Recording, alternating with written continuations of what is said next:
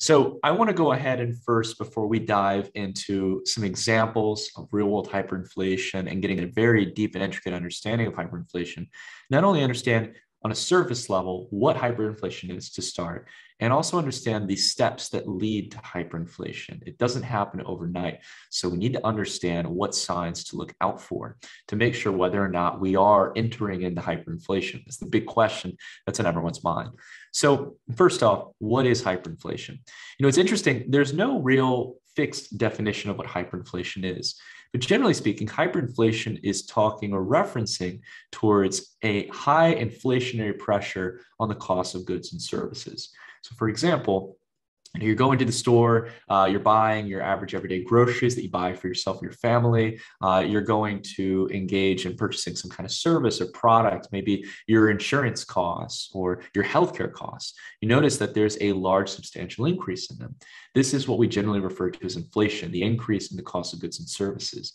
And it usually stems from the creation, not just of inefficiencies in the system, but really the increase in the money supply. So when banks, or more specifically, central banks like the Federal Reserve, print large quantities of money, and along with that as well, make the creation of credit in the system, the ability to take out loans or borrow from a commercial bank, readily accessible and cheaper to borrow, that increases the circulating money supply. And with an increase in the money supply, we tend to see an increase in inflation. Now, that's generally what inflation is. Hyperinflation is inflation on steroids, to put it simply.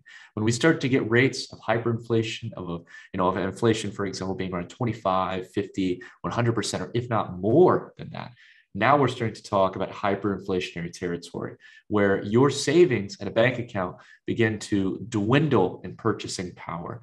What was originally your life savings that could have helped you plan for retirement and live a fruitful life now may not be enough to get you through the next year or next couple of years. It can really start to decimate your purchasing power.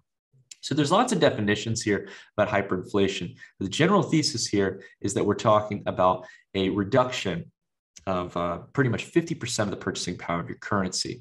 And we're going to be talking about how there are not only a lot of historical accounts of hyperinflation, but we're also going to be talking about here today how hyperinflation is in the real world today, not just in a variety of countries across the world and maybe more volatile regions of the world, more unstable parts of the world, but right at our doorstep potentially here in the next coming years in countries like the United States, in countries throughout Europe like Germany. Many countries could be susceptible to hyperinflation.